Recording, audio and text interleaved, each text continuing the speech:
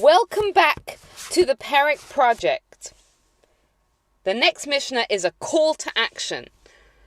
He used to say, if I am not for myself, who will be for me? And if I am for myself, what am I? And if not now, when? Hillel, the author of this Mishnah 14, is reminding us of free will. We're told that everything is in the hands of heaven except fear of heaven. Now, I would encourage you to, if you want to hear more about what fear of heaven means, we did an episode number 3, which is titled Of Love and Fear. You can listen to it there, what fear actually means. But what Hillel here is telling us is that yes, sometimes the circumstances that we find ourselves in may be out of our control. Sometimes they're because of bad choices we've made in the past. But sometimes they are out of our control. But even then, within that, we have free choice as to how we are going to respond and react to our circumstances. And Hillel is telling us that no one else can do it for me. No one else can do it for me. And he's talking here about our spirituality, because our body is very good at reminding us of our needs. When it needs food, it reminds us that we're hungry. When it needs drink, it reminds us that we're thirsty. But our soul's needs can be forgotten. And he's telling us that we have to be self-motivated, because no outsider can bring you to your maximum potential. In fact, this is a conversation that my husband and I often have.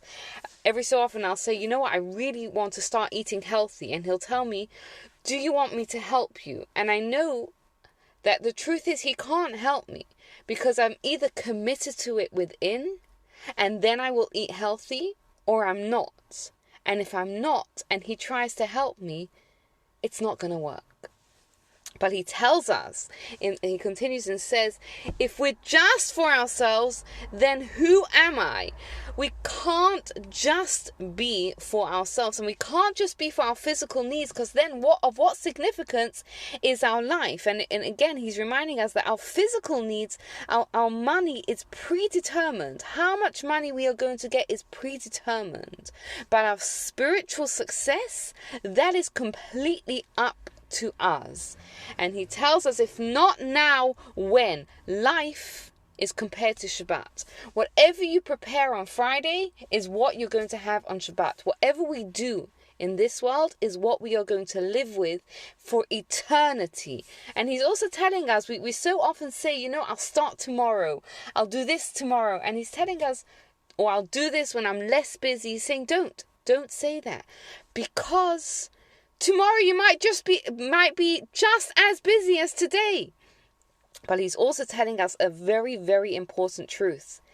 And this is, he's telling us that every single person in the entire universe is unique.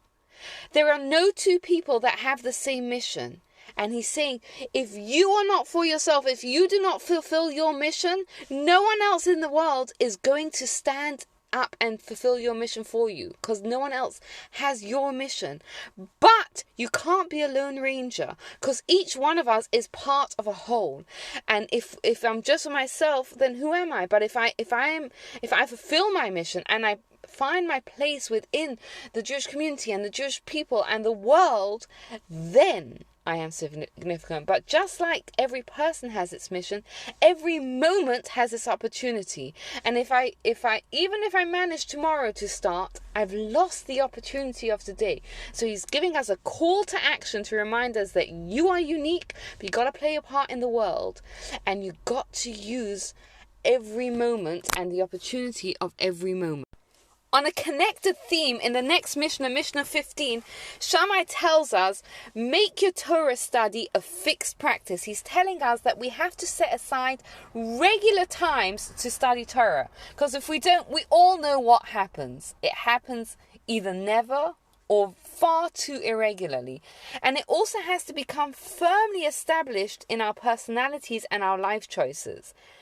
There's a fabulous story that's told of the Beis Halevi, who was a rabbi, who asked one of his students, who was a factory owner, how are you doing? And he said, Rabbi, thank God, everything's doing well, the factory's doing well, And the Beis HaLevi asked him again, but how are you doing? And he says, Rabbi, everything's doing great. The factory's working well. They're bringing in money. And the Beis HaLevi looked at him and said, that's great. But I'm asking, how are you doing?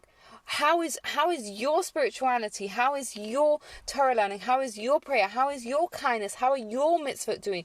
We can't confuse what do we do for how are we doing, because it's so easy to get tied up in the minutiae of the day-to-day life and forget that we have a soul that strives to be great.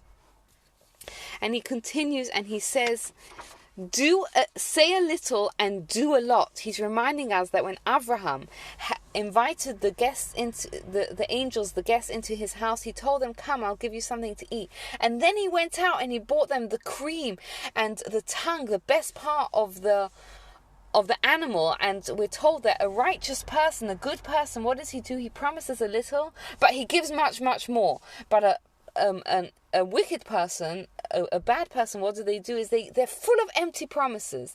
They're full of things that they say they're going to do, but they never do it. So he's reminding us, promise a little and then give more than that. And he finishes off with an advice that balances this all out. And he says, receive everyone with a cheerful face, that even though we're focused on our Torah and our spirituality, we can't ignore other people. We have to greet everyone else with a cheerful face, because the Mishnah, way before Dale Carnegie became popular, is telling us the key to friendships, that if you show people that you care about them, it's the greatest gift that you can give them. In fact, psychologically, there's studies that show that the emotional need that a person has to feel wanted is often more powerful than hunger or thirst. For example, there's studies that were shown of babies in the neonatal ICU who were held, and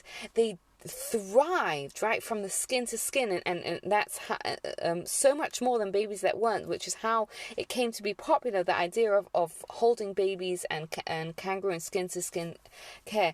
So when a person, you say good morning to a person, or when you give them a smile, you're showing them you're important to me, and I'm happy to see you. And that is the greatest gift you can give to a person. So we have the call to action from Hillel, reminding us that every one of us is unique and every moment has its opportunity. And Shammai is telling us to make Torah study a regular time, and to do more than what we say, and to remember to show other people that we care about them and that they are important to us. Thank you for listening. And thank you for continuing the journey with us so far. As always, I love hearing your thoughts and your feedback and your comments. Wishing you a good Shabbos.